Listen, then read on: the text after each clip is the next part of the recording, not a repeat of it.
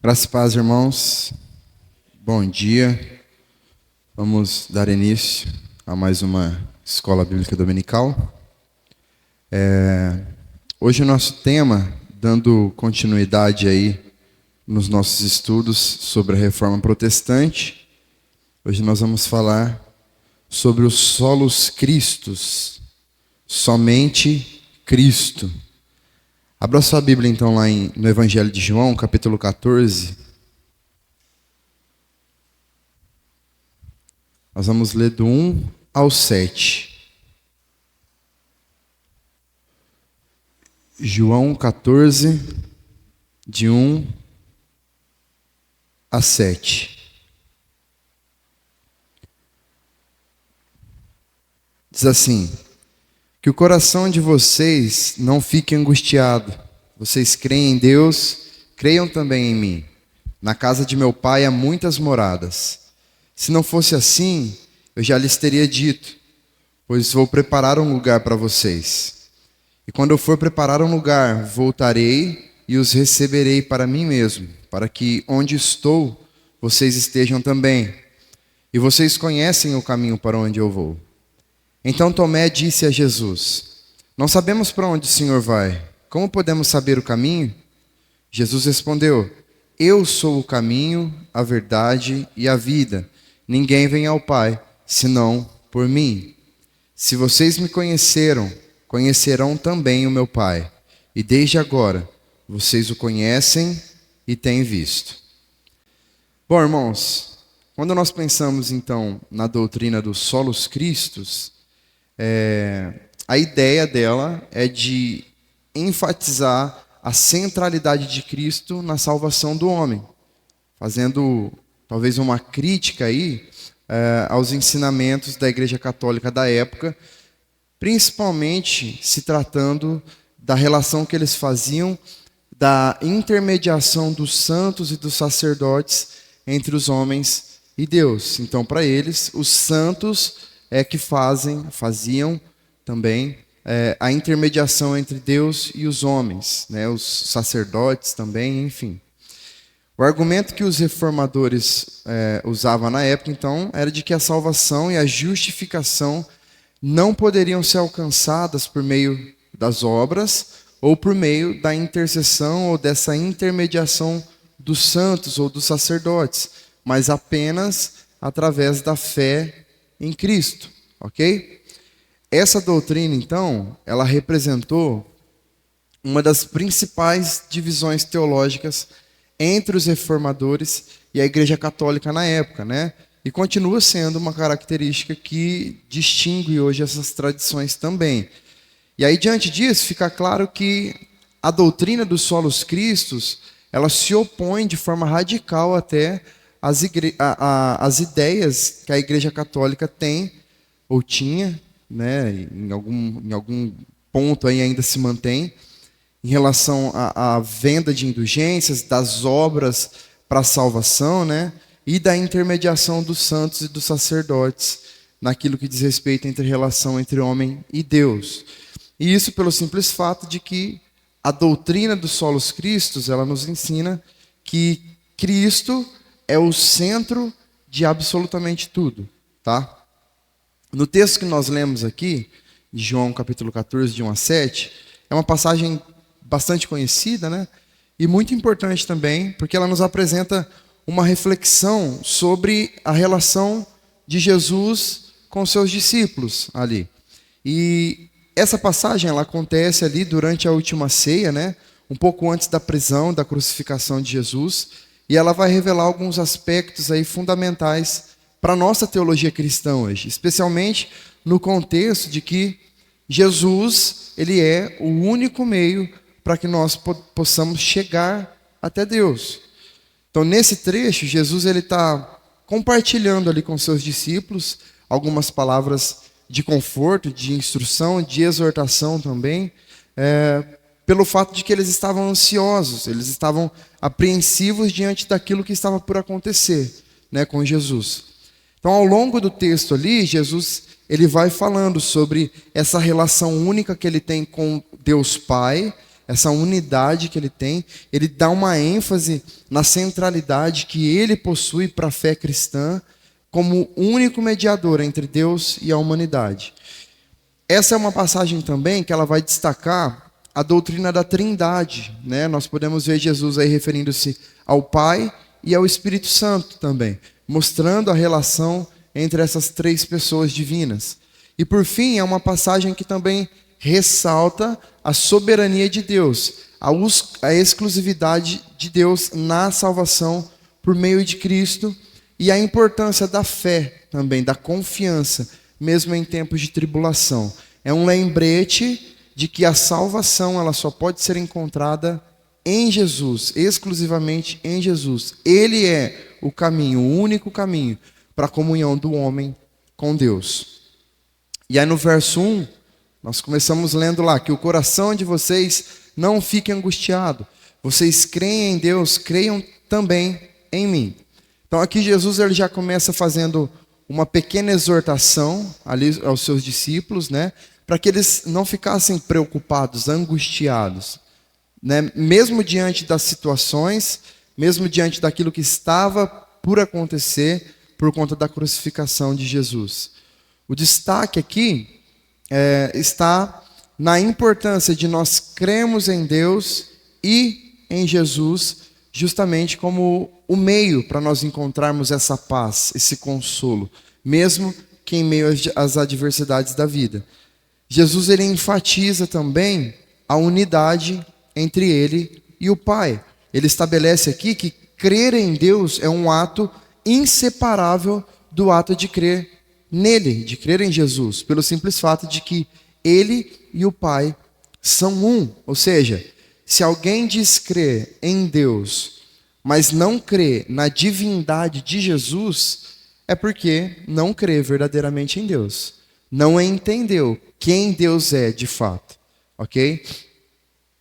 Por isso que existem algumas religiões que nós consideramos como seita, por exemplo, porque não consideram a divindade de Jesus, não consideram Cristo como sendo Deus também.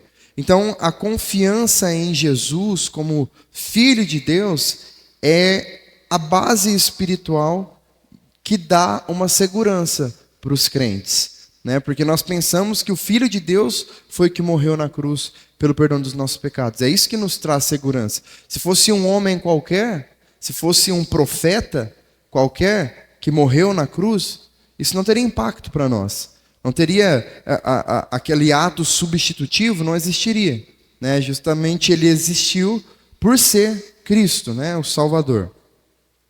E algo importante para nós considerarmos aqui também é o fato de Jesus dizer que eles não deveriam ficar com seus corações angustiados. Só que isso não se trata apenas de uma exortação aqui e um chamado para que eles crescem nele.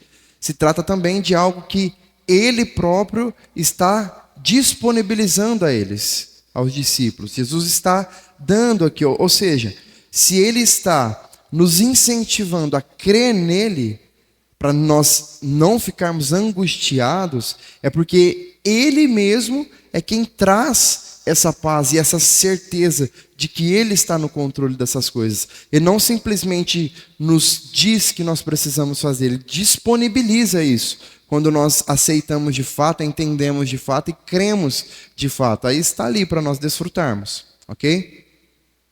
No verso 2 vai continuar dizendo: na casa de meu pai há muitas moradas. Se não fosse assim, eu já lhes teria dito, pois vou preparar um lugar para vocês. Jesus aqui ele vai fazer uma referência à soberania de Deus naquilo que diz respeito à salvação do homem. A promessa de Jesus aqui de preparar um lugar se dá pelo simples fato de que Deus, de forma soberana, já havia escolhido esse lugar desde a fundação do mundo para os salvos. Esse lugar já estava separado, escolhido, já estava ali. Portanto, é como uma promessa de que os salvos, os crentes, já têm um lugar assegurado na presença de Deus no céu. E de acordo com o plano divino, de acordo com aquilo que Deus já estabeleceu, já planejou. Então, O que Jesus está oferecendo aqui é um conforto, é esperança aos seus discípulos antes da sua partida. É a promessa de um lugar na casa do Pai, uma referência ali à comunhão eterna do homem com Deus no céu. E é importante aqui nós já enfatizarmos algo que está inteiramente ligado aqui com a doutrina dos solos cristos que nós estamos vendo hoje. Esse foi um lugar criado e destinado pelo próprio Deus para os salvos, certo? Desde a fundação do mundo. Porém, quem que sai para preparar o lugar para receber os salvos? Cristo. Né? E aqui já fica claro que não há outro caminho, que não há um outro meio para intermediar essa ação, esse ato preparatório, não há outra pessoa que possa fazer. Né? Não há outro caminho, não há outro meio a não ser por Cristo, ok? Isso reforça, então, a ideia de que a fé em Jesus como único Salvador e Senhor das nossas vidas é também o único meio pelo qual os homens podem ter acesso a essa morada celestial e eterna. Verso 3 vai dizer: e quando eu for preparar um lugar, voltarei e os receberei para mim mesmo, para que onde eu estou, vocês estejam também. Então Jesus diz que ele vai preparar um lugar, né? A preparação do lugar, ela se refere ao trabalho de redenção que Cristo fez na cruz, como provisão da nossa salvação. Isso que é o preparar o lugar. Estou indo preparar o lugar. Quando eu for preparar o lugar, ele fala. Ele está falando daquilo que ele vai fazer na cruz. Desse ato de redenção. A obra de Jesus na cruz, ela é fundamental para garantir um lugar no céu aos salvos, aos crentes. Essa é a preparação do lugar. E aí ele diz: voltarei e os receberei. E esse retorno de Jesus se trata da sua segunda vinda, quando ele voltará de fato para levar os salvos consigo. É uma ideia escatológica, uma ideia de fim aqui, que Jesus está passando aos seus discípulos, mostrando que seria necessário que ele preparasse o lugar para que depois ele pudesse voltar para buscá-los em definitivo. E depois ele vai falar sobre receber então os salvos, os crentes, né? Jesus pessoalmente receberá os crentes, garantindo que eles estejam com ele ali. Isso reflete totalmente aqui na ênfase da união com Cristo e na comunhão com Deus também como parte da salvação. Então, o que está impresso aqui nesse versículo, irmãos, é a importância da obra redentora de Cristo. É a confiança na segunda vinda de Jesus e essa garantia que nós temos de viver em comunhão eterna com Deus Pai, né? E isso que de fato demonstra essa fé em Cristo, ok? Verso 4: e vocês conhecem o caminho para onde eu vou. Então Tomé disse a Jesus: não sabemos para onde o Senhor vai, como podemos saber o caminho? Jesus já havia dito tantas vezes para os seus discípulos sobre o fato de que ele devia morrer e ressuscitar e subir ao céu, que os discípulos, eles não tinham margem ali para dizer que eles não sabiam do que Jesus estava falando, ok? Por isso que Jesus diz: vocês conhecem o caminho. Jesus está falando: vocês sabem do que eu estou falando, eu já falei várias vezes, vocês já sabem do que eu estou falando. Então Jesus está reafirmando ali para eles sobre todas as coisas que ele já estava repetindo para eles por várias vezes, que aconteceria. Ele já estava alertando eles sobre o que aconteceria. Então, é sobre entender a trajetória que os conduz à morada para onde Jesus estava indo. É sobre isso que Jesus está falando. O caminho que eles deviam seguir, que eles deveriam seguir, era o de obedecer aos seus ensinamentos, era de imitar o exemplo de Cristo e segui-lo em seus passos. O problema é que, diante do questionamento de Tomé aqui para Jesus, o que fica claro para nós é que os discípulos, eles ainda pensavam que Jesus deveria ser um príncipe, um rei ou um líder terreno, E por isso eles tinham dificuldade de entender de que maneira essa morte de Jesus se encaixaria na libertação do povo de Deus, na salvação do povo de Deus. Como pode ele, sendo o nosso rei, o nosso líder, vai morrer para nos libertar? Não faz sentido isso. Na mente humana isso não faria sentido, né? Então tudo isso mostra, irmãos, a dificuldade que nós temos de entender, de ter fé de fato, quando a nossa mente ela está cheia das nossas próprias opiniões, das nossas próprias conclusões, dos nossos próprios preconceitos, dos nossos próprios pré-julgamentos. Quando nós estabelecemos isso nas nossas mentes, fica difícil crer, fica difícil ter fé naquilo que está para além do nosso alcance. Se Tomé deixasse de lado ali as suas opiniões, se ele tivesse de fato disposto a receber a verdade como Jesus claramente falava, ele não teria tido tanta dificuldade assim de entender. A fé ela é justamente isso, é quando nós deixamos de lado aquilo que faz sentido exclusivamente para nós, como homens, como pensamento humano, e nós entendemos de fato que Cristo está muito acima das nossas limitações e que Ele pode fazer coisas muito superiores àquilo que a nossa mente pode entender. Isso é ter fé, isso é descansar em Deus, de fato, crendo que Ele é poderoso para fazer infinitamente mais do que aquilo que nós pedimos ou pensamos. É muito claro isso. Então, quando o pecador ele recebe essas claras doutrinas da fé cristã e reconhece a sua inferioridade diante de Cristo, nesse ato de humildade, ele entende que não há outro caminho, então, para que ele alcance a salvação a não ser por Cristo, a não ser pela obra de Cristo. Já não há mais tantas dificuldades assim de se entender isso, ok? E aí, nós chegamos no versículo 6, que é o mais conhecido deles, né? Jesus respondeu: eu sou o caminho, a verdade e a vida. Ninguém vem ao Pai senão por mim. E aqui nós chegamos também no ponto central aqui do que representa a doutrina dos solos cristos para nós. Jesus demonstra qual é a única possibilidade para que o homem chegue até Deus. E então ele vai dizer: eu sou o caminho. Ele não diz eu sou um caminho, ou eu sou o possível caminho, ou o provável caminho. Jesus diz: eu sou o caminho. É um único caminho. Isaías 35:8 vai dizer assim: e ali haverá uma estrada, um caminho que será chamado de caminho santo. Os impuros não passarão por ele, pois será somente para o povo de Deus. Quem passar por este caminho, mesmo que seja um tolo, não se perderá. Esse texto ele fala exatamente sobre esse caminho, sobre o caminho que é Cristo. Um caminho de exclusividade dos salvos, um caminho onde os impuros não podem passar. O profeta Isaías já estava falando sobre aquele que era o caminho, aquele que viria ainda.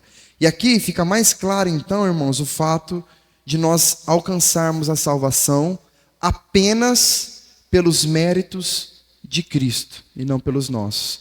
O texto diz que até mesmo um tolo não se perderá nesse caminho. Isso porque Cristo é o guia nessa estrada, nesse caminho. Ele é a bússola para aqueles que estão perdidos, o GPS para aqueles que não conhecem o caminho. Ele é o instrutor daqueles que estão perdidos sem saber para onde ir ou o que fazer. É o próprio Cristo, é Ele que nos conduz. E é interessante nós vermos que acontece uma fusão aqui entre os versos 4 e o 6. No versículo 4, Jesus ele fala sobre um caminho que ele vai. Ele vai trilhar um caminho. Eu vou para um caminho. E no versículo 6 ele fala que ele é o caminho. E por que ele faz isso, irmãos? Justamente para que nós entendamos a completa dependência que o homem precisa ter da pessoa e da obra de Cristo para a sua salvação. Ele é o caminho, ele vai pelo caminho, é tudo sobre ele, tudo está voltado sobre ele, tudo é dele. São coisas que se misturam, que se unem, que se resumem em um só, Cristo. Ele que é o centro de tudo. Ele está falando sobre ele está falando sobre a sua obra. Ele está falando que ele é o caminho, que ele está indo para o caminho. É tudo sobre ele está falando dele e da obra que ele está para realizar. E ele diz que ele também é a verdade, nesse versículo. Cristo é a fonte da verdade. Ele é aquele que origina, que comunica a verdade para a salvação dos homens. A verdade é uma representação das coisas como elas são, de fato. A vida, a pureza e o ensino de Jesus, elas representam a mais completa e perfeita das coisas do mundo eterno que foram apresentadas, que foram disponibilizadas para o homem. Jesus é a fonte de toda essa verdade. Tudo vem dele, tudo aquilo que pode trazer esperança, salvação, consolo, cuidado ao homem, vem de Deus, vem de Jesus. Então, inspirados naquele que viria, foi que os profetas comunicaram toda a verdade aos homens. Deus falando sobre alguém que viria. Eles já tinham essa consciência. Inspirados naquele que eles viram, foi que os apóstolos registraram também toda a verdade que foi e que é comunicada aos homens até hoje. Toda a verdade. Cristo é a verdade em todos os sentidos dessa palavra. E ele vai dizer que ele também é a vida. Eu sou a vida. João 11:25 diz assim: eu sou a ressurreição e a vida. Quem crê em mim, ainda que morra, viverá. Irmãos, nós podemos desafiar qualquer pessoa que ache que outro ser, seja ele qual for, pode fazer a intermediação entre Deus e os homens, fazendo a seguinte pergunta: quem tem a capacidade e a ousadia de dizer que é a ressurreição e a vida? Será que existe algum santo, algum anjo, algum sacerdote, monges, padres ou pastores, profetas ou apóstolos? Será que existe alguém capaz de assumir a responsabilidade de Cristo, dizendo que ainda que alguém morra, nele voltará a viver? Será que existe alguém com essa capacidade? Cristo é a vida, porque nele há vida. Nele há vida. Em Cristo, por causa do seu sacrifício, por causa de toda a verdade que está nele, o homem que antes era morto em seus delitos e pecados, como nós já vimos aqui, passou a viver pelo sacrifício que foi feito na cruz. E somente por ele é que nós podemos reviver. Senão nós estaríamos mortos ainda. E ele termina o verso dizendo: ninguém vem ao Pai senão por mim. Ir ao Pai significa obter o favor de Deus, ter acesso direto pela oração e finalmente obter a salvação em Deus. Ninguém pode obter, conquistar nenhuma dessas coisas, exceto pelos méritos e em nome de Jesus Cristo. Ir ao Pai através de Cristo significa ir em seu nome e dependendo dos seus méritos, dependendo do que foi feito por Ele mesmo. O homem, diante de toda a sua ignorância, ele não pode guiar-se a si mesmo. O pecado ele nos impede de fazer isso, de alcançar essa graça pelos nossos próprios méritos, pela nossa própria força. O pecado é como uma barreira, é como um tampão que fecha os nossos olhos, que nos deixa cegos. E aí somente Cristo pode aparecer para clarear esse caminho, para mostrar o caminho, e nos fazer enxergar que Ele é o caminho. Deus nomeou Cristo e somente Cristo como mediador entre Ele e o homem. E Ele ordenou que todas as bênçãos chegassem a este mundo através dele apenas, através de Cristo apenas. E o versículo 7 vai terminar dizendo: se vocês me conheceram, conhecerão também o meu Pai. E desde agora vocês o conhecem e têm visto. Perceba que Jesus coloca a frase aqui numa condicional, né? Ele fala: se vocês me conheceram. E com isso, Jesus ele não está necessariamente querendo dizer aos discípulos que eles não eram verdadeiramente seus discípulos, mas que eles não tinham um conhecimento completo e preciso do seu caráter ainda. Eles eram limitados para entender os conceitos espirituais que envolvem o ser divino de Cristo, toda a sua divindade, né? Eles ainda mantinham em si, em grande parte, as noções judaicas a respeito de quem seria o Messias. Então eles não entendiam completamente que ele deveria morrer, ressuscitar dentre os mortos e cumprir esse papel, né?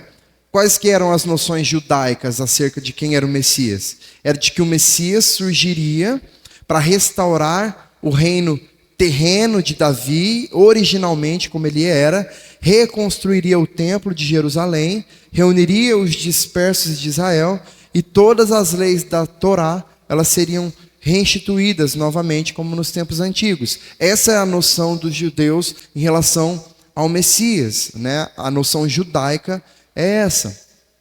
Então eles ainda, por serem judeus, ainda tinham, né, resquícios disso dentro deles. E aí Jesus diz: conhecerão também meu Pai. Mais uma vez aqui Cristo, ele está evidenciando a sua divindade, a sua unidade com Deus. Ele está dizendo que todo aquele que conhece o Pai, entende o Pai e obedece ao Pai, também conhece, entende e obedece ao Filho, visto que são apenas um. Não existe possibilidade de obedecer apenas um e outro não. Mas para que isso acontecesse, irmãos, os pré-julgamentos judaicos sobre o Messias, eles precisavam ser superados. Eles precisavam ser deixados de lado. Se eles entendessem que era necessário que Cristo morresse, eles também entenderiam os propósitos e os planos de Deus na sua morte. É muito fácil para nós hoje, irmãos, daqui, do nosso conforto, tendo a história toda já registrada aqui, nós pensarmos assim: nossa, mas como que eles não entendiam? Como que eles não criam? Eles estavam do lado de Jesus. Mas será que nós, se estivéssemos lá, caminhando com Ele, vendo tudo que Ele estava fazendo, cheios de esperança, né? E Ele dissesse assim: eu vou morrer, mas eu vou ressuscitar para salvar vocês. Será que a gente ia acreditar? Ah, não, agora ele passou do ponto, agora ele está exagerando um pouco, né? Está dando uma viajada aqui. Como que ele vai morrer para salvar a gente? Como que ele vai morrer, vai ressuscitar e vai voltar? Isso não existe. Tudo bem, ele pode até ter ressuscitado aí alguém aí, mas ele mesmo vai ressuscitar? Ele vai morrer? Se ele morrer, acabou. Talvez nosso pensamento seria exatamente esse. Pela nossa limitação, pela nossa ainda mais inseridos numa cultura como aquela, né? A nossa limitação seria imensa, seria gigante. É muito difícil nós lidarmos com uma cultura oposta à nossa. É muito complicado. Nós temos dificuldade, se nós mudarmos de trabalho, por exemplo, nós já temos dificuldade em lidar com as pessoas, com as situações. Agora você imagina ali, eles acostumados com uma situação, aí Cristo vem e meio que muda completamente a ideia do que eles tinham de quem seria o Messias. Espera aí, não, mas não é nada disso que eu aprendi, não é nada disso que eu vi, a história está um pouco diferente do que eu imaginei que ela seria. Então nós entendemos, irmãos, que um conhecimento correto do caráter e da obra de Cristo é o mesmo que um conhecimento correto dos conselhos e dos planos de Deus. E nós vemos também que as razões pelas quais nós não temos esse conhecimento são os nossos próprios pré-julgamentos, de como nós achamos que Deus deveria se adaptar a nós e aos nossos desejos. Nós fazemos isso sem sequer perceber. Nós montamos uma imagem de quem Deus deveria ser estabelecemos isso em nós, e aí nós deixamos de o conhecer tão bem. Porque nós achamos que ele deveria fazer aquilo que nós achamos que ele deve fazer.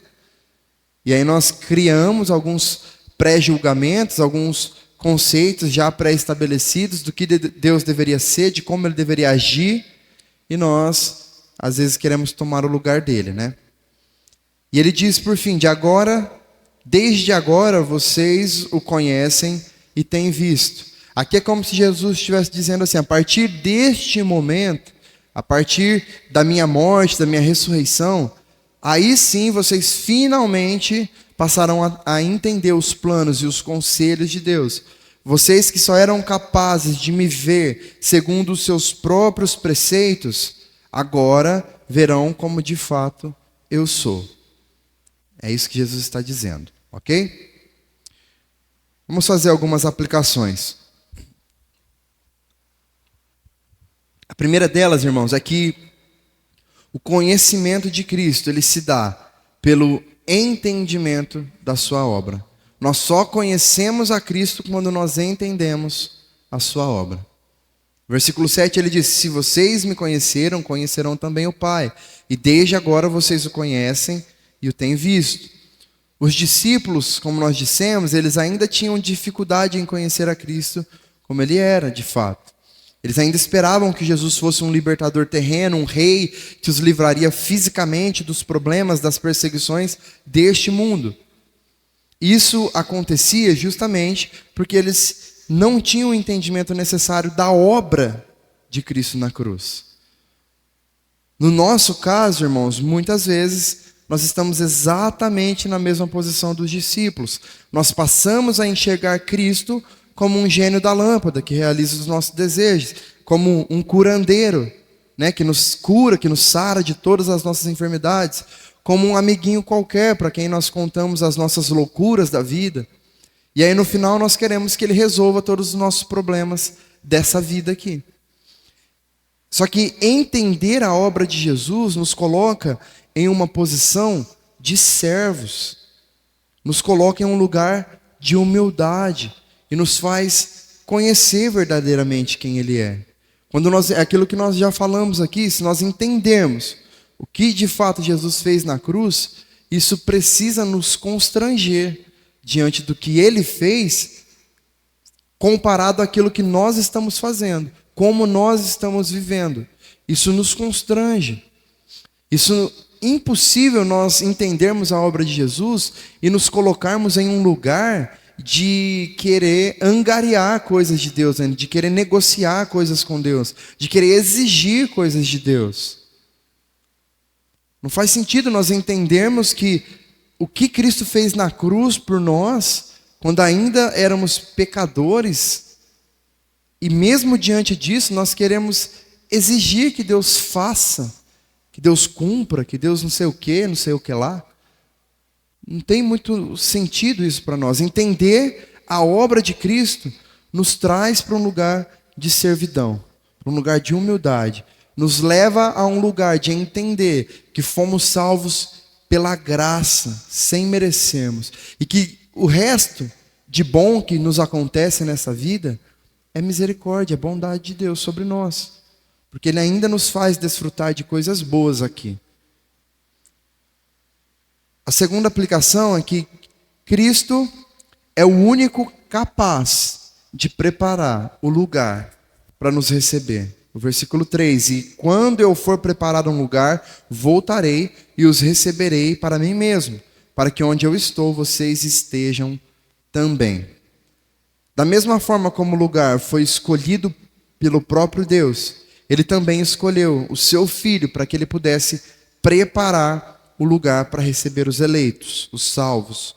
O lugar que Deus destinou já estava pronto, já estava preparado.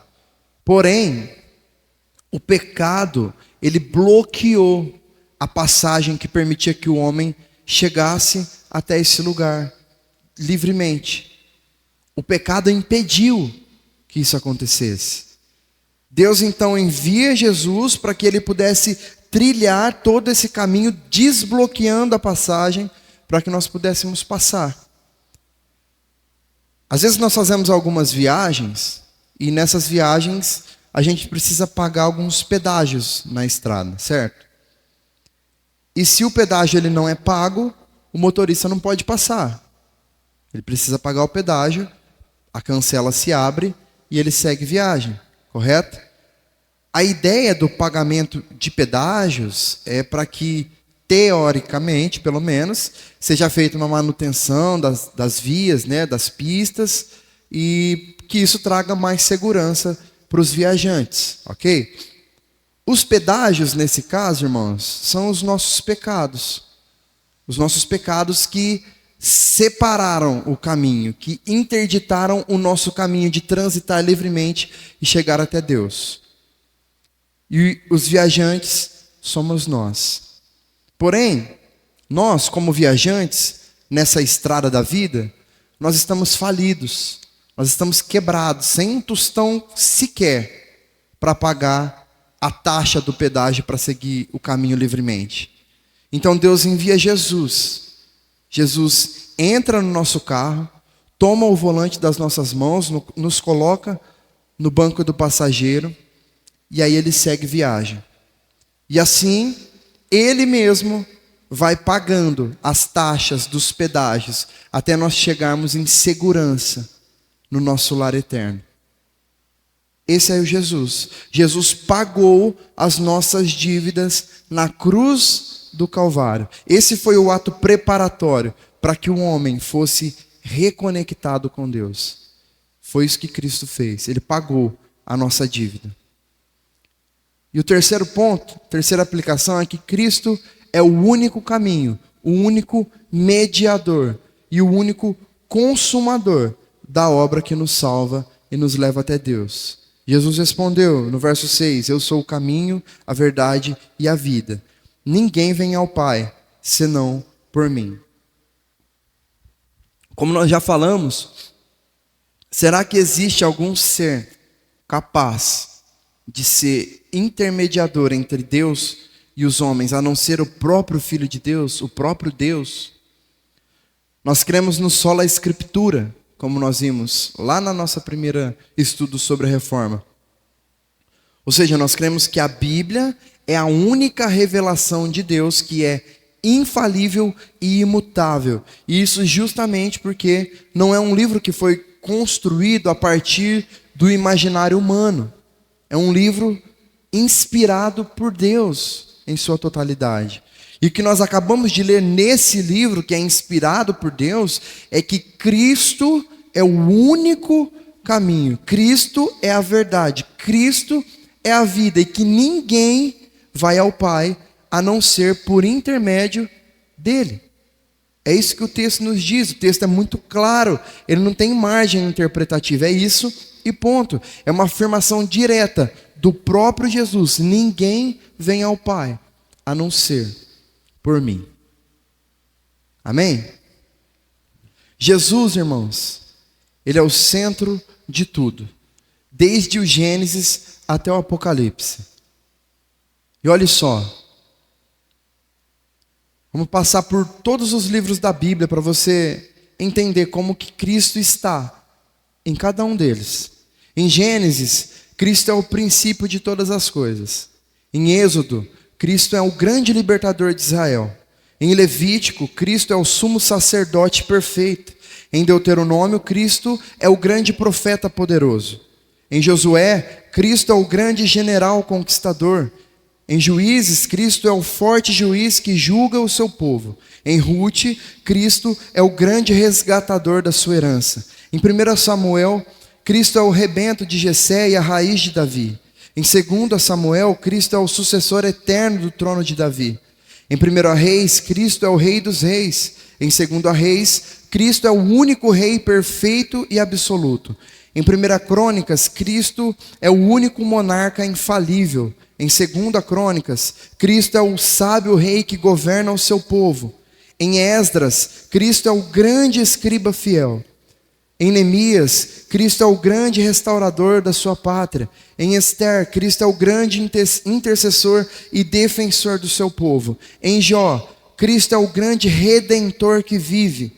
Em Salmos, Cristo é o refúgio e fortaleza do seu povo. Em Provérbios, Cristo é o arquiteto da sabedoria de Deus. Em Eclesiastes, Cristo é o grande pregador.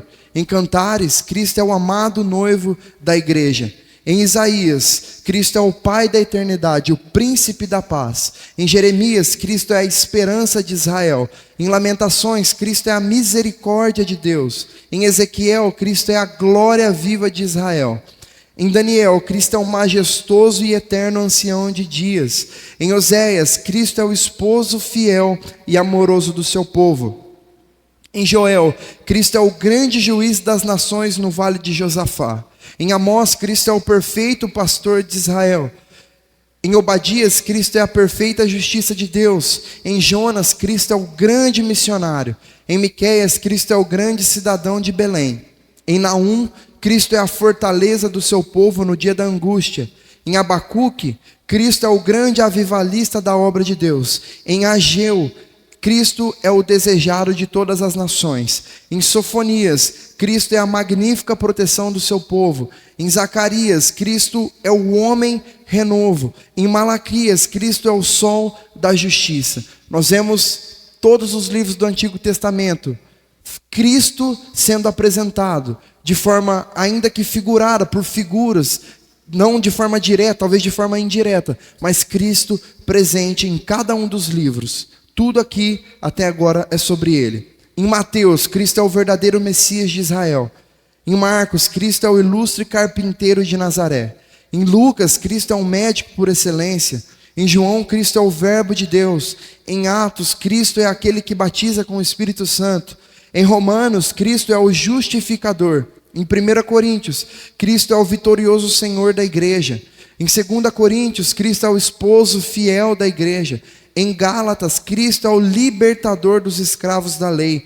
Em Efésios, Cristo é o supremo cabeça da igreja. Em Filipenses, Cristo é a alegria superabundante da igreja. Em Colossenses, ele é a imagem do Deus invisível. Em 1 Tessalonicenses, Cristo é o Senhor que arrebatará a sua igreja. Em 2 Tessalonicenses, Cristo é o Senhor que destruirá o anticristo. Em 1 Timóteo, Cristo é o único mediador entre Deus e o homem. Em 2 Timóteo, Cristo é o reto juiz que nos coroará. Em Tito, Cristo é a esperança da igreja. Em Filemão, Cristo é o nosso grande fiador. Em Hebreus, Cristo é o autor e consumador da nossa fé. Em Tiago, Cristo é o legislador da lei perfeita. Em 1 Pedro, Cristo é o sumo sacerdote das nossas almas. Em 2 Pedro, Cristo é o Senhor longânimo. Em 1 João, Cristo é o grande advogado. Em 2 João, Cristo é o amor verdadeiro. Em 3 João, Cristo é o amado da igreja. Em Judas, Cristo é o Senhor que virá com os seus milhares de santos. E em Apocalipse, Cristo é o Alfa e o Ômega, o Rei dos reis, o Senhor dos senhores. Cristo é o centro de tudo. A Bíblia que nós temos nas mãos, ela foi escrita para apresentar o Salvador à humanidade, para apresentar Cristo ao homem. A Bíblia ela possui 66 livros, 1189 capítulos, 31.102 versículos que falam sobre e apontam para Cristo no centro de toda a sua mensagem. É tudo sobre ele, irmãos. Não há outro meio pelo qual o homem possa trilhar, não há outro caminho que o homem possa seguir para alcançar salvação, vida eterna, senão por Cristo. Amém?